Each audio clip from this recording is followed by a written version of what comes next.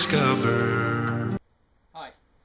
Today I'd like to talk a little bit about a serious subject, one that's on my mind a lot, not in terms of me wanting to perform the act, just something that I know a lot of us have considered at one time or another, that's suicide.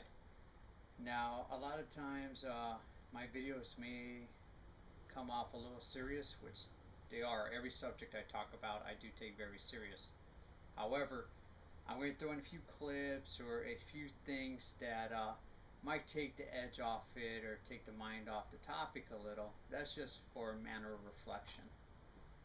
Now, when I was discharged in 2005, I was held on for IR to about 2006 while working my way through contract jobs and then eventually to corporate America. However, in between the time of my physical discharge in, I want to say, September of 2005, so I took that time off before my official discharge. I believe it was TAS. I could be wrong. It's been a while. So I took an early release, in other words. So my original EAS date was October 15th, but I took a month or two prior to that to enjoy myself. However, it wasn't so much an enjoyment. It was a time when I was going to be a statistic. That statistic was I was going to shoot myself. I was feeling a lot of guilt, not so much about the things that I done while I was overseas. It was about the things that I could have done, or a better job I could have been, a better professional. I know there are times when a lot of us may feel that way.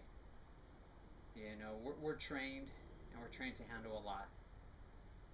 But I mean, even the strongest structure has a breaking point, and I just couldn't go on with very many things. So I know my family was going to have a family reunion that November. So I was enjoying some time. My son was about 2 years old at the time. Couldn't get custody of him.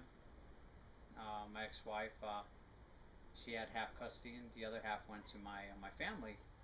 And that's because I was in 0351, so you can't have children in the barracks. So I have very few interactions with my son prior to me getting out of the Marine Corps. You know, so I was gonna go see my family, enjoy the family land, and then I was gonna off myself.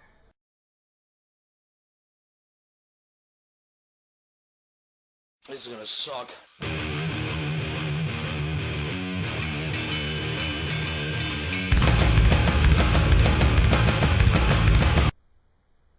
So I know we all have felt that time where we held a gun to our head, or maybe a container of pills in our hand, or any other way we thought of opting out.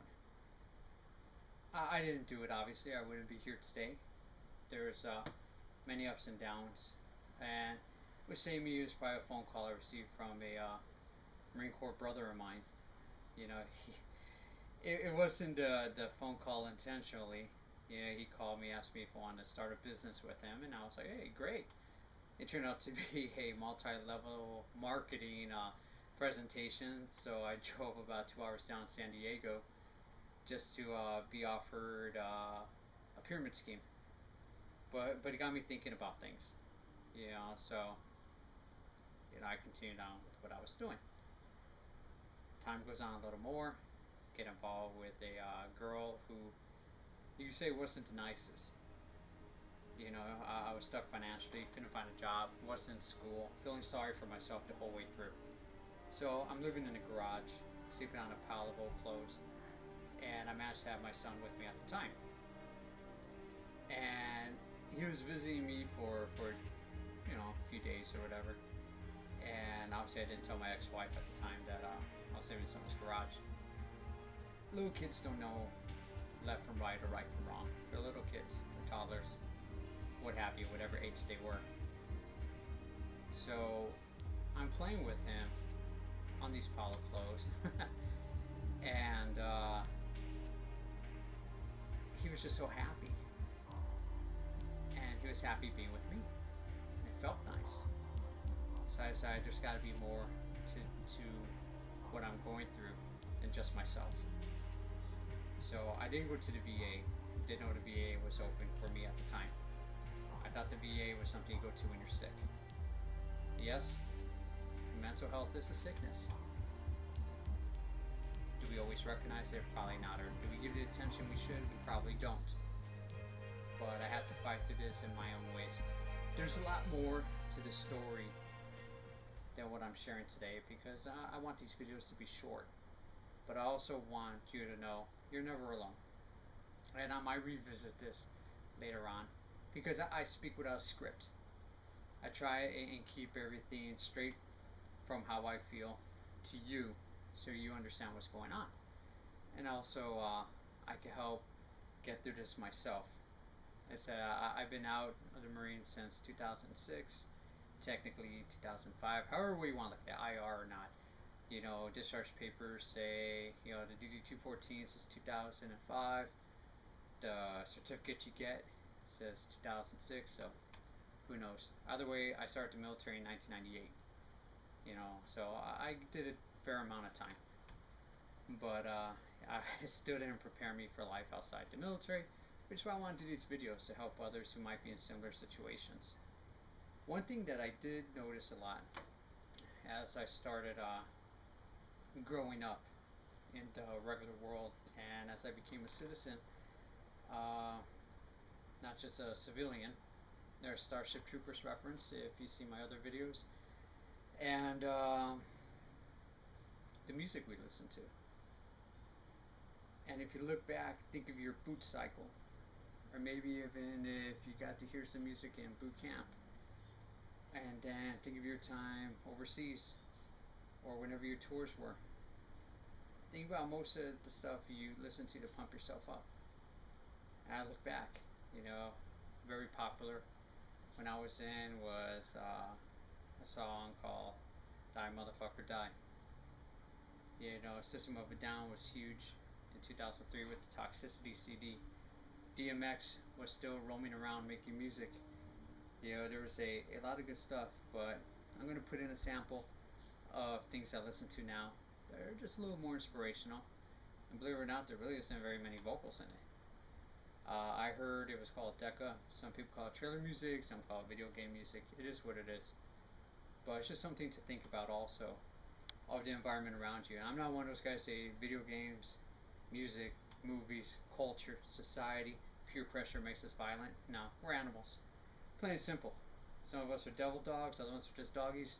You know, you call yourself squids. Yeah, you are what you are. You take pride of what you are.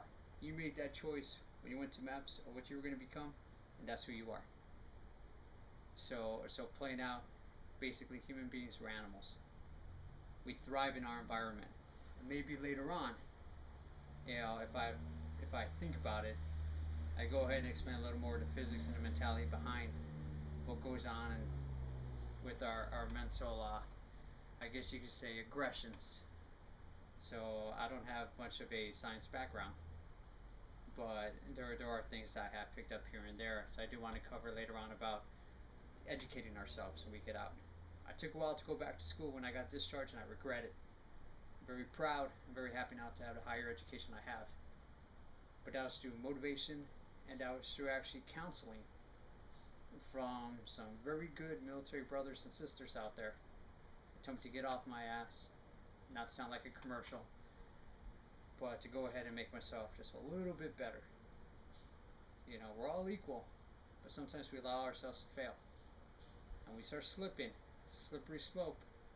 It's very hard to get back up. So please enjoy a little bit of a listen of what I feel is motivating to me. Feel free to share in the comments below what you feel is motivating to you, and anything else you want to discuss.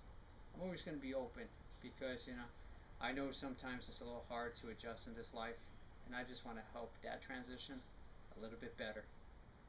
Thank you.